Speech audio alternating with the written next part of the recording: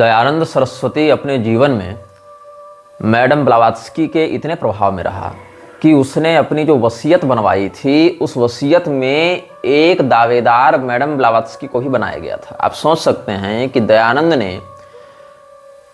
किस प्रकार से अपनी छवि एक क्रांतिकारी हिंदू समाज के पुनरुद्धारक के रूप में स्थापित करने का प्रयास किया। लेकिन आंतरिक सत्य क्या था कि दयानंद ने 1882 में जो अपनी वसीयत छपवाई है उसमें 18 लोग थे। परोपकारिणी सभा का उल्लेख किया गया है उसमें।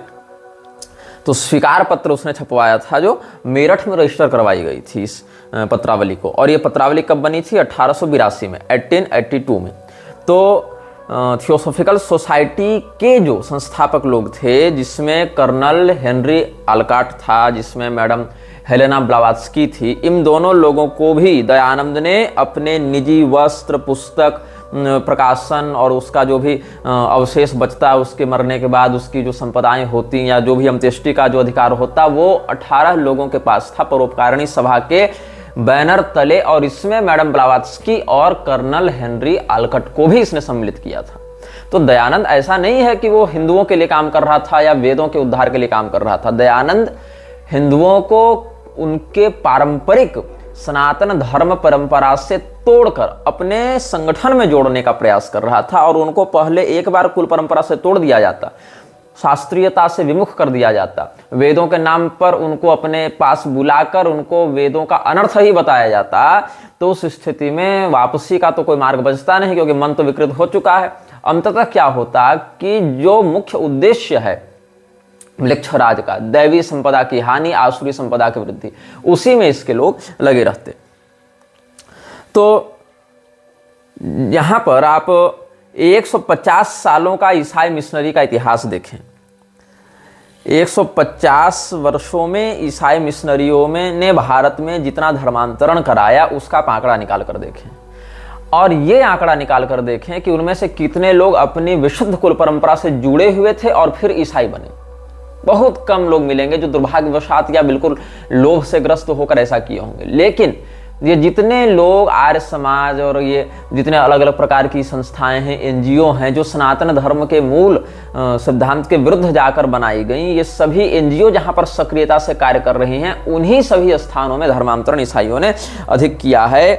और यहां तक कि कोल्हापुर में तो आर्य समाज आधिकारिक रूप से क्रिश्चियन मिशनरीज के साथ मिलकर साहू घाटगे के नेतृत्व में कार्य कर रहा था। इसका तो रिकॉर्डेड डॉक्यूमेंट भी ऐतिहासिक प्रमाण के रूप में प्रस्तुत किया जा सकता है। तो मैक्स मूलर ने जिस समय वेदों का भाष्य लिखने का षड्यंत्र किया, दयानंद ने उसका विरोध किया। बाखर से ऐसा देखने पर लगता है कि दयानंद ने वैदिक मत की रक्षा की, लेकिन दयानंद ने क्या वेद के अर्थ को प्रकाशित किया? नहीं, दयानंद ने सायणाचार्य जी के, महिधराचार्य जी के, उवट के भाष्य को भी गलत बताया। मतलब मैक्स मूलर का भाष्य तो गलत है, हे हिंदुओं तुम उसको मत पढ़ो, लेकिन जो परंपरागत आचार्य हैं उनको भी मत पढ़ो। तो क्या पढ़ो? तो जो हम बता रहे हैं सो पढ़ो, ऐसा दयानंद ने दावा कर दिया। मैक्स मूलर के कुछ पत्र, जो फ्रेडरिक मैक्स मूलर है उसके कुछ पत्र जो कि 2 वॉल्यूम्स में प्रकाशित हुए हैं, उनमें से कुछ का संस्मरण हम देना चाहेंगे। पहला पत्र जो बड़ा प्रसिद्ध है, जो उसने अपनी पत्नी को लिखा था 1866 में, उसमें क्या कहता है वो? This edition of mine and the translation of the Veda will hereafter tell to great extent on the fate of India. It is the root of their religion, and to show them what the root is, I feel sure, is the only way of uprooting all that has sprung from it during the last 3000 years. जो हम ये संस्करण लिख रहे हैं, वेदों का अर्थ बना रहे हैं, उसका प्रभाव भारत के भविष्य को बहुत गहराई से अपने शिकंजे में लेगा। वो बहुत गहराई से भारत के भविष्य को प्रभावित करेगा, क्योंकि भारतीय धर्म का जो मूल है वेद हैं। धर्म का मूल क्या है? अखिल धर्म का मूल श्रुति हैं, वेद हैं। वेदो खिलो धर्म मूला, तो वेद अखिल धर्म का मूल हैं।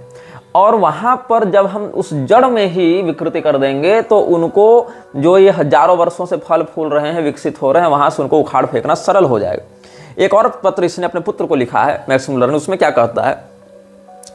Would you say that anyone's sacred book is superior to all others in the world? I say the New Testament. अगर तुम ये पूछो कि कोई एक पुस्तक जो विश्व में सभी पुस्तकों के ऊपर है, वो क्या हो सकती है? तो न्यू टेस्टामेंट, बाइबल का न्यू टेस्टामेंट ही विश्व में सभी पुस्तकों के ऊपर हो सकता है, ऐसा मैक्स मुलर ने अपने पुत्र को लिखी चिट्ठी में कहा। Would you say that any one sacred book is superior to all others in the world? I say the new testament. उसके बाद सेकंड नंबर पर ये रखता है कुरान को।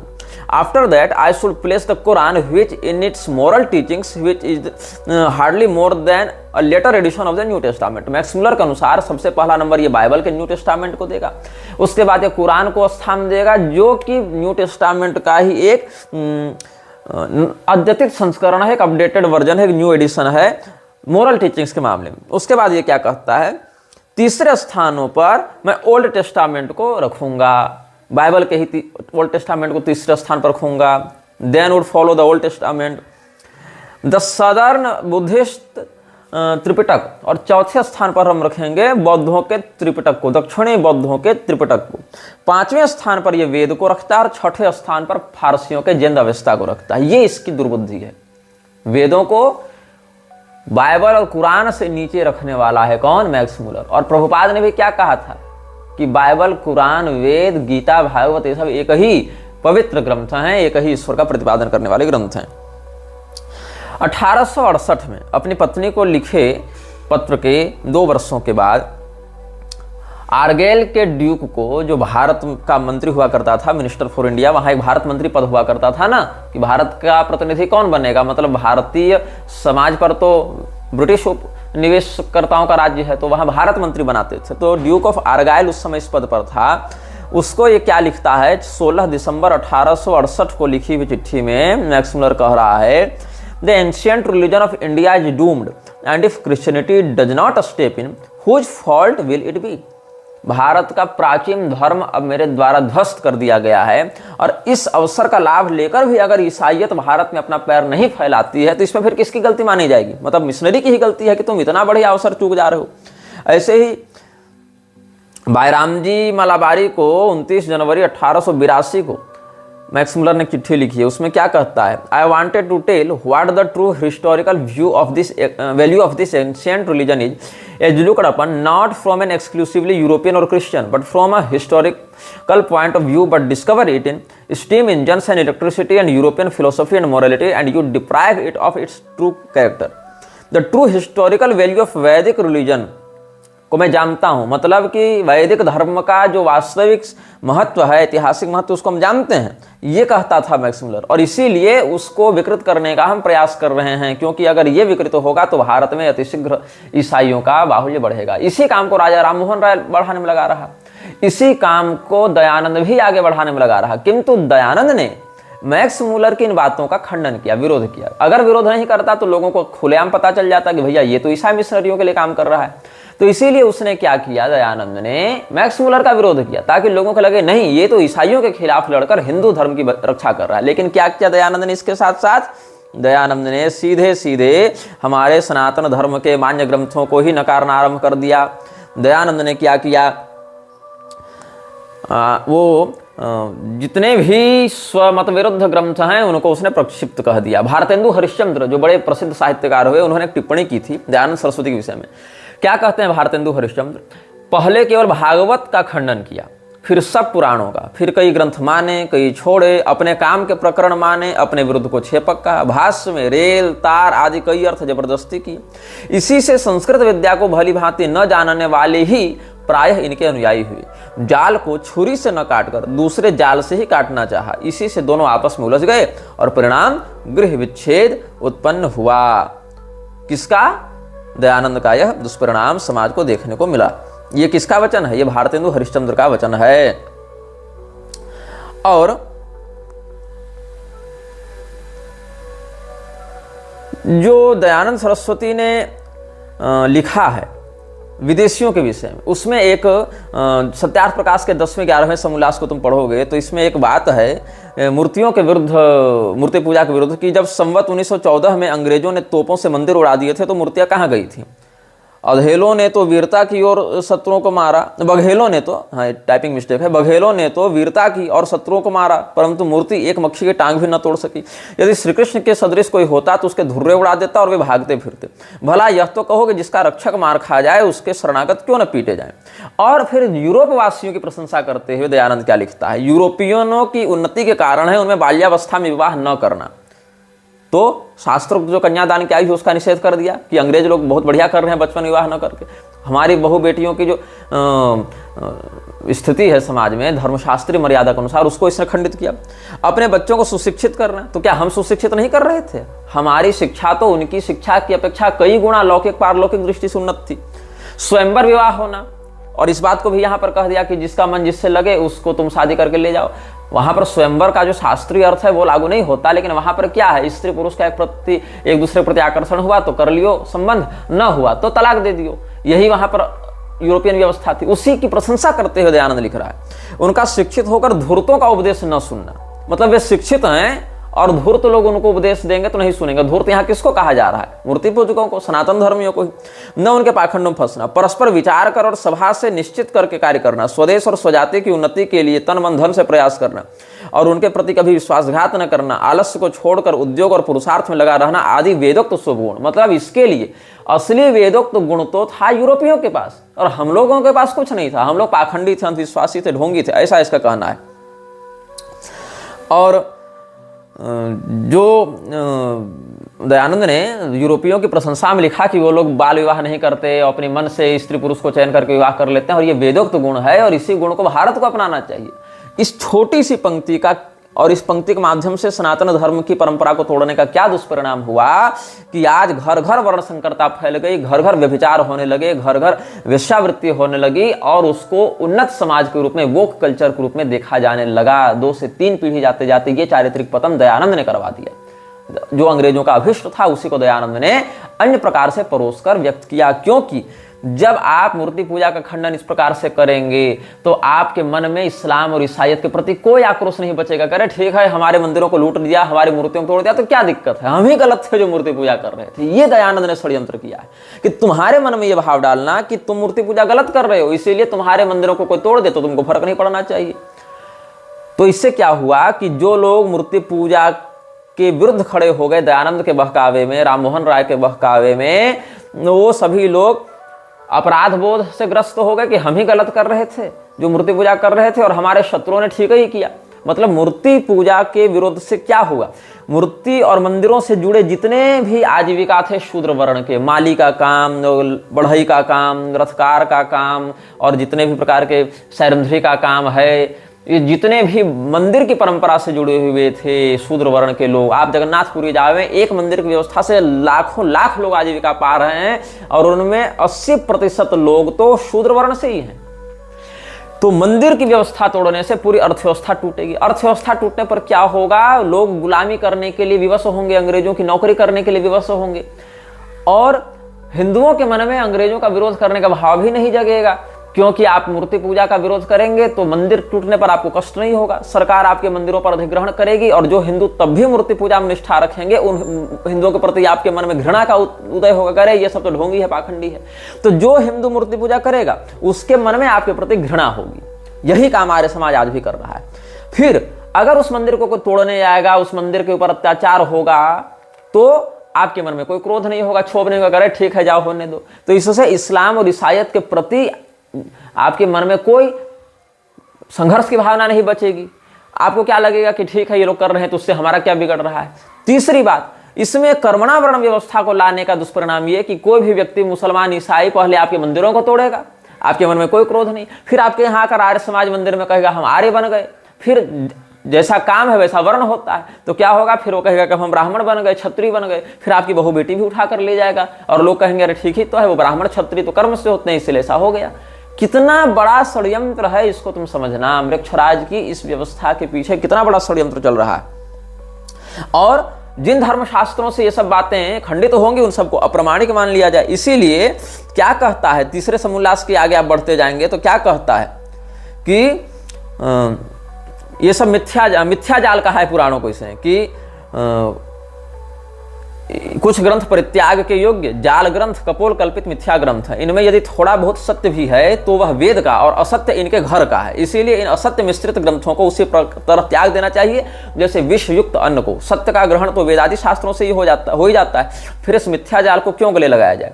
अब मिथ्या ग्रंथ क्या होगा इसके लिए, मिथ्या जाल क्या होगा इसके लिए? तो मिथ्या जाल हैं जो भी वेद, पुराण और स्मृतियां, तंत्र, जो दयानंद के मत के विरुद्ध हैं। वेद को भी पूरा नहीं मानते। उपलब्ध 20-22 शाखाओं में, जिसमें 14 तो बिल्कुल अविच्छिन्न परंपरा से भी प्राप्त होने, उसमें केवल 4 को ही मानते हैं। तो क्या ये वेद को भी पूरा माने? नहीं, वेद भी इनके मापदंड पर वेद माने जाएंगे, नहीं तो नहीं माने जाएंगे। कोई भी आप उपनिषद दिखाइए जहां से मूर्ति पूजा सिद्ध होती है, ये कहेंगे वेद ही नहीं है। कोई भी श्रुति दिखाइए, अजायमानो बहुधा विजायते इत्यादि दिखाइए, नहीं, कुछ नहीं मानना है इन लोगों को। इन लोगों को नतस्य प्रतिमास्ति पर लड़ना है, लेकिन उसके बाद वाले विषय पर चर्चा नहीं करने की। नतस्य प्रतिमास्ति ये पूरा तो मंत्र नहीं है ना, यस्य नाम महद्यस, ये सब भी तो चर्चा करेंगे। वहां इतना ही भाव है कि उस अद्वितीय परमेश्वर के ऐश्वर्य का, महत्व का प्रतिमान दूसरा नहीं है, मतलब उसके समान दूसरा नहीं, उसकी तुलना, उसकी उपमा किसी से नहीं की जा सकती। परब्रह्म के अनुपमेय होने में, उसकी अद्वितीयता में नतस्य प्रतिमास्ति यस्य नाम महद्यस, इस श्रुति का प्रयोग किया जाता है। वहां से प्रतिमा को ये मूर्ति कह देते हैं और उतना ही नतस्य प्रतिमास्ति उठाकर बात करने लग जाते हैं ये मूर्ख। तो क्या होता है कि दयानंद ने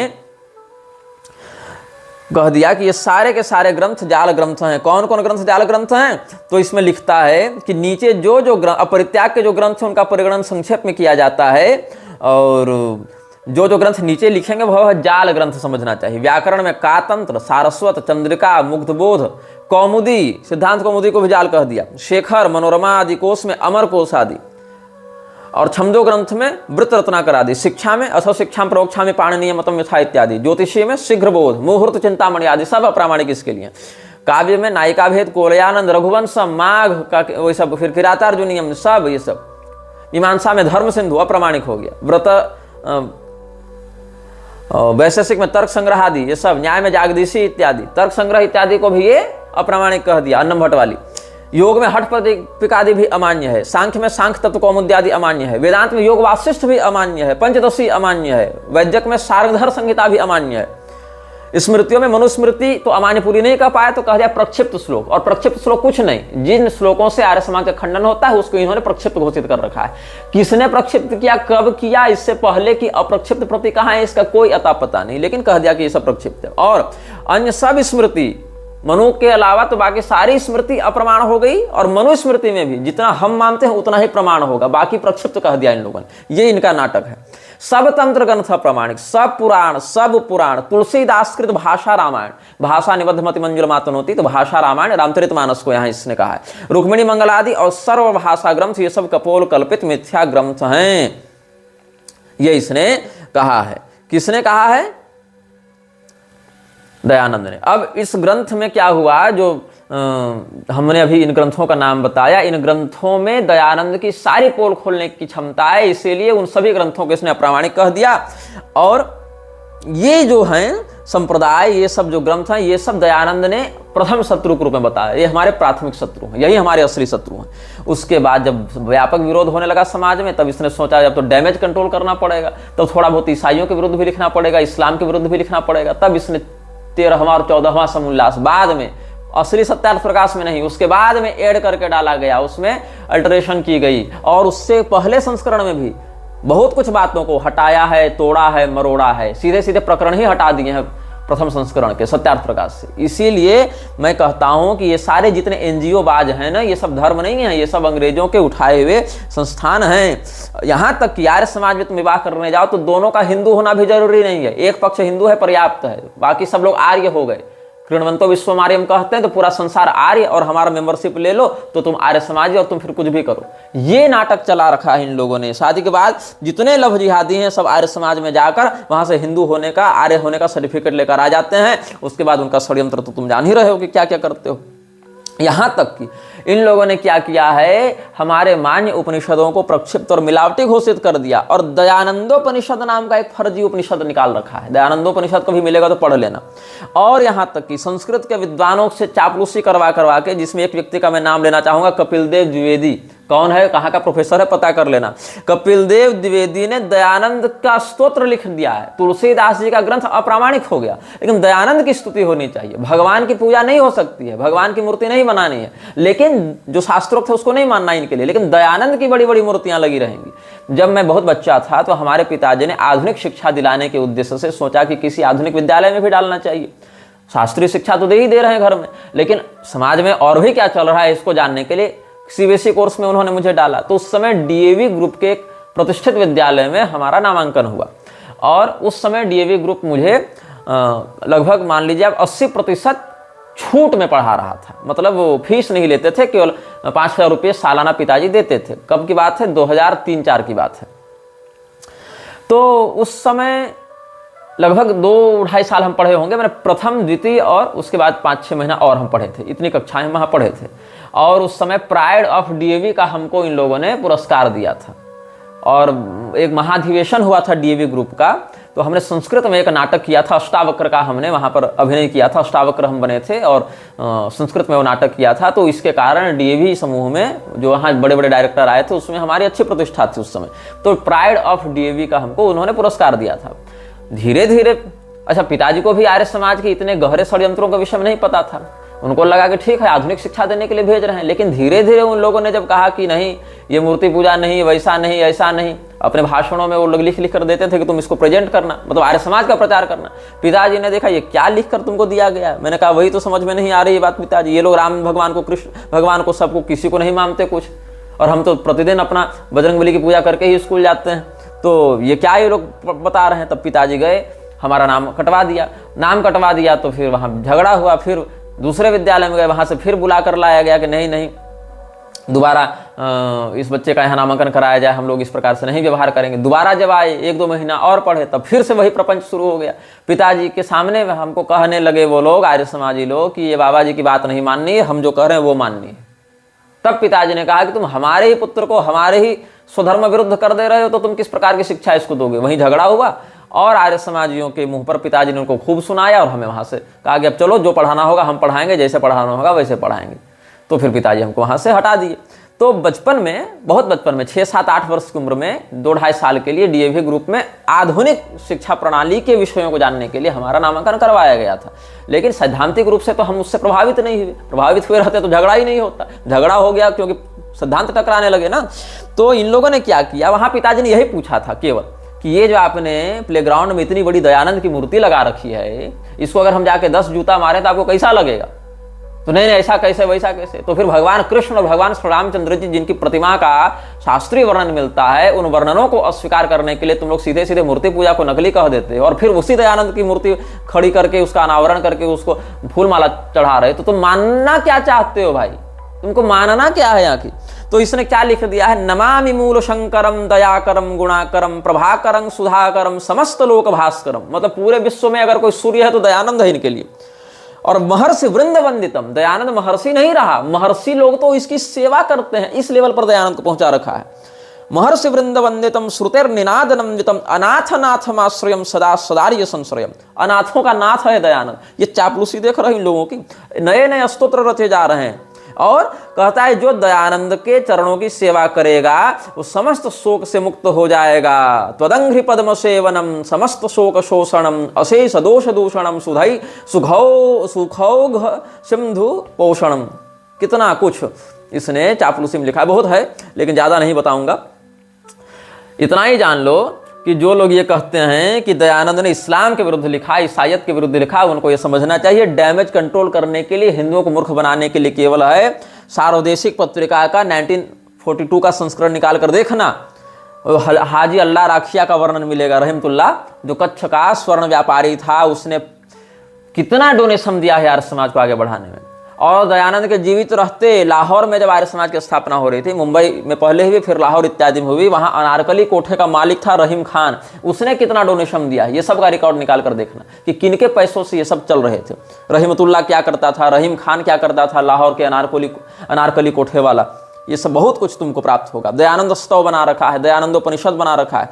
और जो ये लोग कहते हैं हम लोग गीता को प्रामाणिक मानते हैं, वाल्मीकि रामायण को प्रामाणिक मानते हैं, तो वाल्मीकि रामायण में उत्तरकांड को पूरा प्रक्षिप्त मानते हैं, और बीच बीच में कई प्रकरण और श्लोक को ही प्रक्षिप्त मानते हैं, और महाभारत में भी 8,000 श्लोक को प्रामाणिक मानते हैं, श्रीमद् भगवद गीता में मात्र 70 श्लोक को प्रामाणिक मानते हैं ये लोग, बाकी पूरा प्रक्षिप्त ये लोग मानते हैं। तो इनका क्या है कि हिंदू धर्म से जुड़े हुए एक दो विषय, वेद उठा लो, गीता उठा लो, वेद में सारे भागों को हटा के अपने मतलब की 2-4 श्रुतियां संहिताएं रख लो, गीता में से सारी बातों को हटा के 10% बातों को अपने रख लो, ताकि हिंदू को लगे कि हाँ ये तो हमारे ही हिस्सा है। मनुस्मृति में से सब हटा के थोड़ा बहुत अपने काम का रख लो, तो हिंदुओं को लगेगा ये तो अपने काम के लोग हैं, ये तो अपना उद्धार कर रहे हैं, हमारा कल्याण चाहते हैं। लेकिन उस प्रकार से सभी मान्य शास्त्रों को हटा दो और केवल अपने मतलब की 2-4 बातों से हिंदुओं को आधी अधूरी अर्धकुटी के माध्यम से भ्रमित कर दो। और हमारे जो सनातन धर्म के कथित धर्मगुरु मूर्ख नालायक भरे पड़े हैं। अभी धीरेन्द्र का तुम देखो बागेश्वर धाम वाले पेज में जाकर दयानंद सरस्वती को प्रणाम कर रहा है,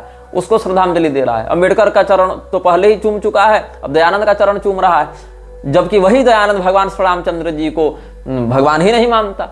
वही दयानंद गोस्वामी तुलसीदास जी और रामचरितमानस के विरुद्ध कितना कुछ बोला है। लेकिन इन लोगों को क्या मतलब है, हमको गाली देंगे ये लोग कि तुम निंदा कर रहे हो। अरे जिसने वास्तव में निंदा की उसका हम विरोध कर रहे हैं, तुम निंदकों के चरण चूम रहे हो और उनकी पोल खोलने वाले को तुम निंदक बता रहे हो, ये तुम्हारी मूर्खता है।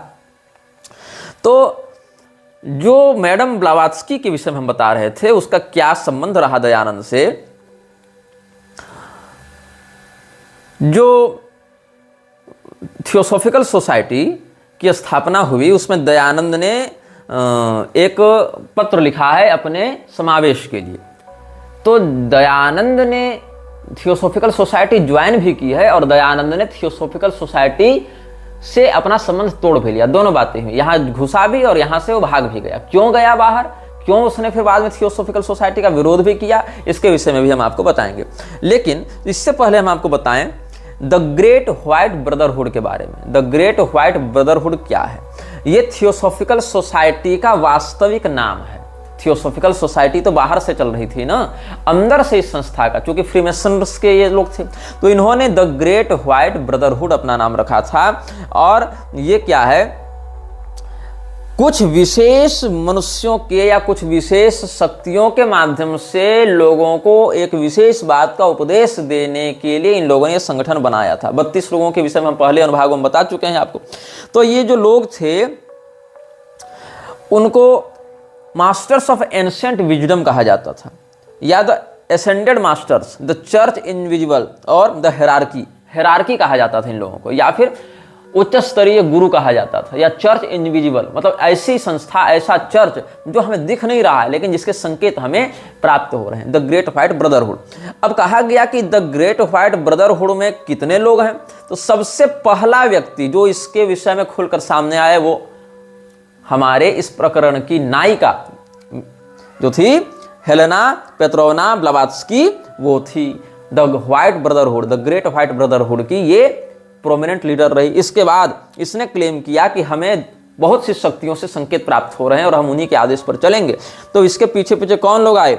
हेलेना रोइचिडिच आई, एलाइस ए बेली आई, गै बालार्ड आया, गेराल्डिन इनोसेंट आई, Elizabeth Clare Prophet, Bob Sanders और बेंजामिन क्रेम, ये सब लोग मिलकर, इन लोगों के नाम भी पहली बार ही बता रहा हूं, ये थियोसॉफिकल सोसाइटी के साथ उतनी सक्रियता से नहीं जुड़े थे जितने बाकी लोग जुड़े थे, लेकिन द ग्रेट व्हाइट ब्रदरहुड के बैनर तले ये लोग थियोसॉफिकल सोसाइटी को समाज में आगे बढ़ा रहे थे।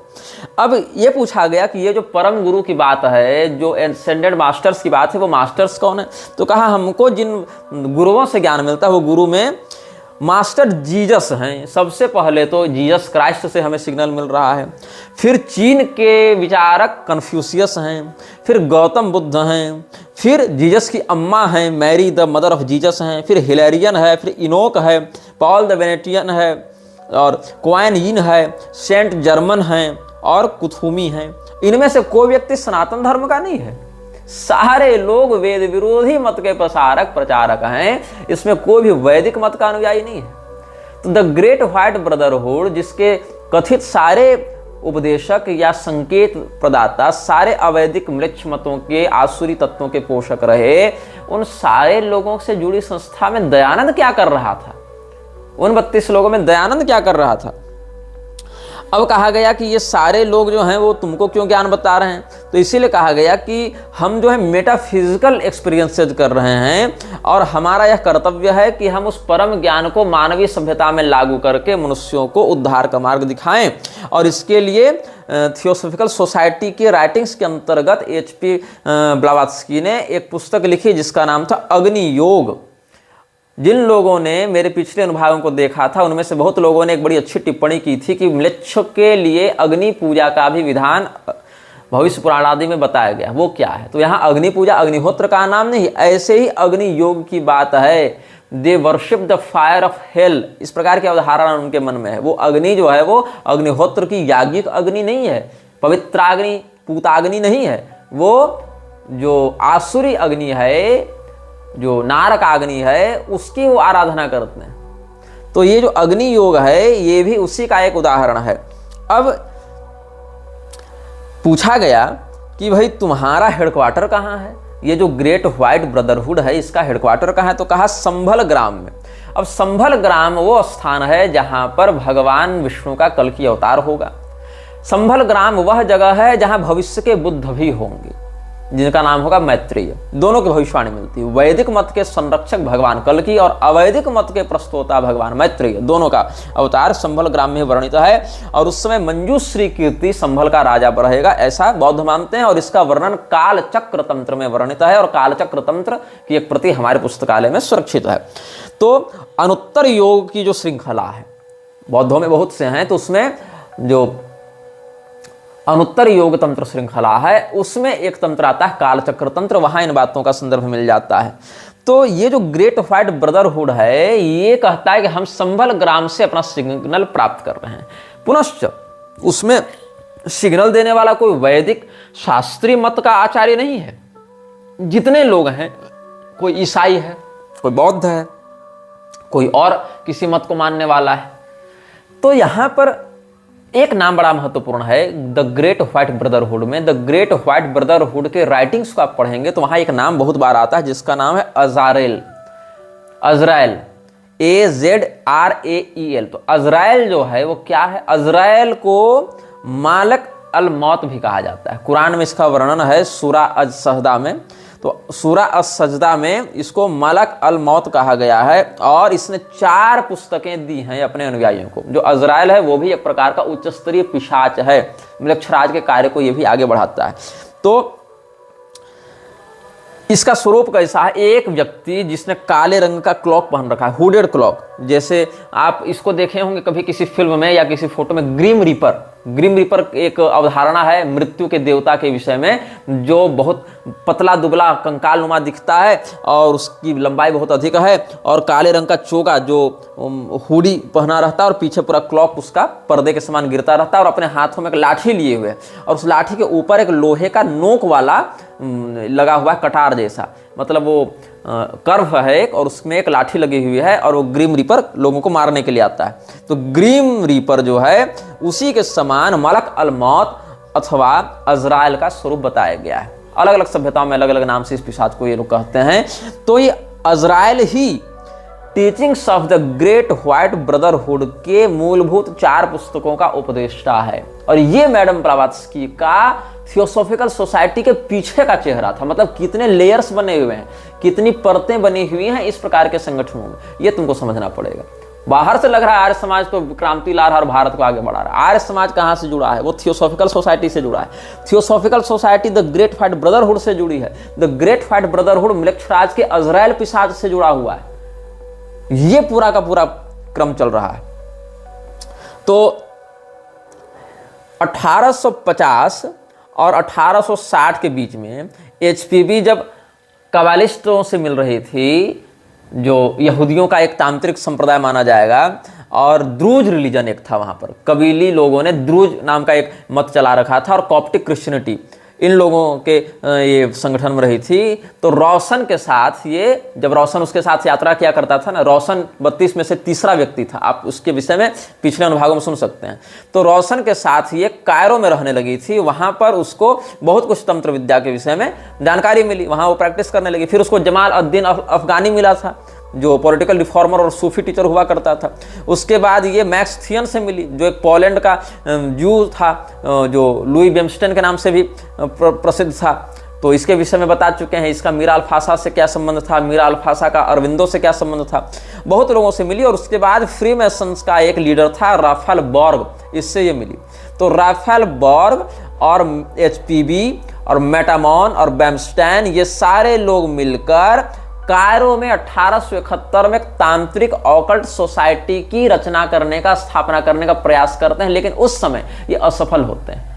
ये लोग कोई समाज सुधारक और कोई क्रांतिकारी छवि वाले लोग नहीं थे। एक सब बहुत ही घृणित कार्य करने वाले पिशाच पूजक थे, जो मिलक्षराज के काम को आगे बढ़ाना चाहते थे। तब क्या हुआ, 1871 में जब कायरो में ये संगठन करने का स्थापना का प्रयास करने लगे, ऑकल्ट सोसाइटी बनाने का, और ये असफल हुए, तो उसके 2 साल के बाद रोशन के साथ ये फिर से मिलकर न्यूयॉर्क में अपने मैसोनिक, फ्रीमेसन और रोसिक्रूसियन एसोसिएट्स के साथ मिलकर, रोसिक्रूसियन सोसाइटी के विषय में हम पहले बहुत पुराने अनुभागों में बता चुके हैं। तो फ्रीमेसन्स के साथ और रोसिक्रूसियन सोसाइटी के साथ मिलकर इसने 1873 में न्यूयॉर्क में चार्ल्स सॉथर्न का सहयोग लेकर थियोसॉफिकल सोसाइटी की नींव डालने का प्रयास किया। और सॉथर्न कौन था? कैग्लियास्त्रो का आपने नाम सुना होगा। कैग्लियास्त्रो एक भविष्यवक्ता हुआ करता था, जिसके विषय में अरविंदो विशेष एपिसोड में हमने बताया है।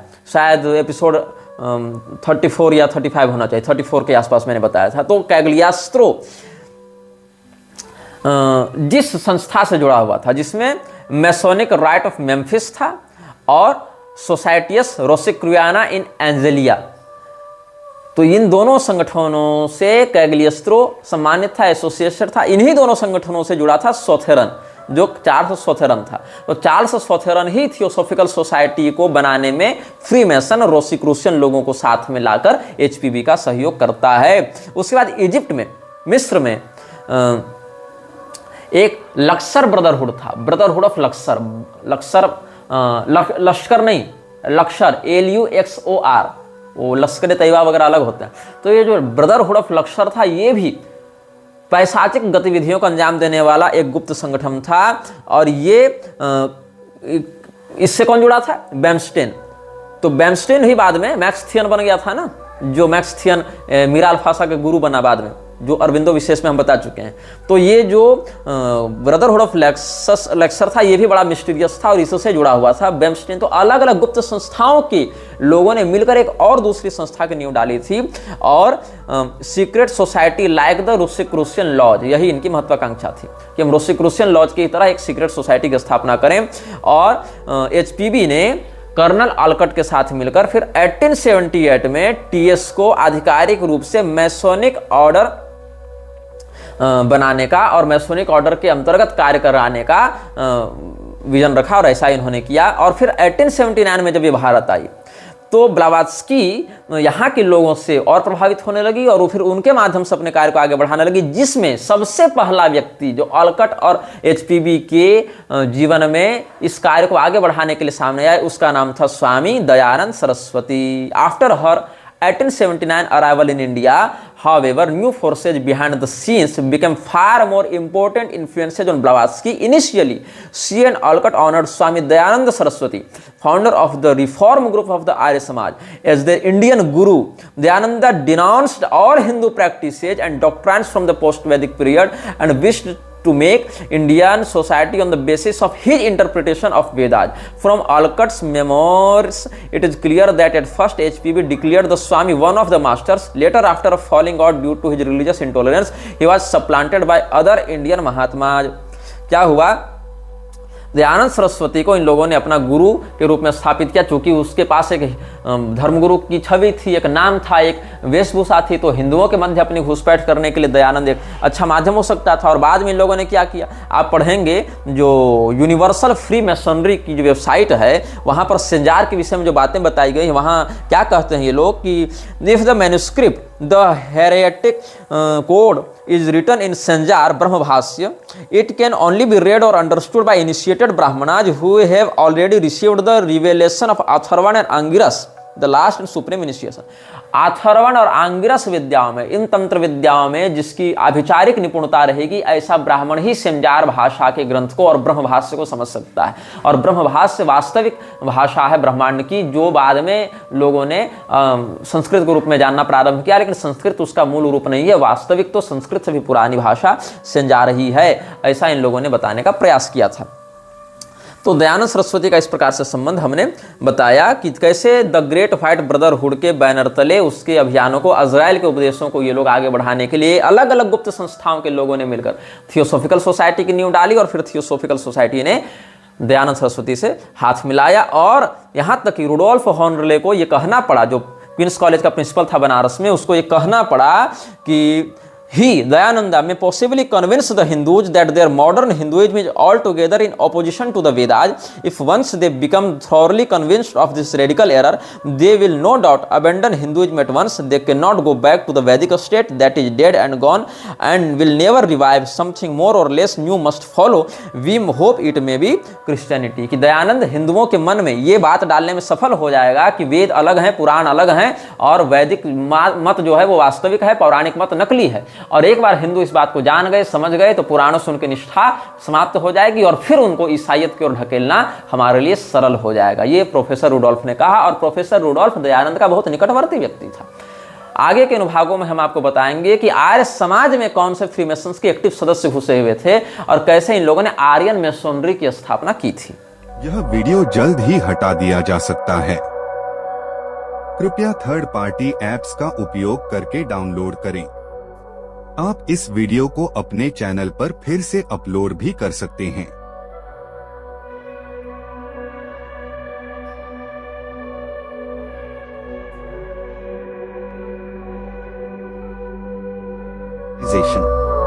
This video may get deleted soon. Please download using third-party apps.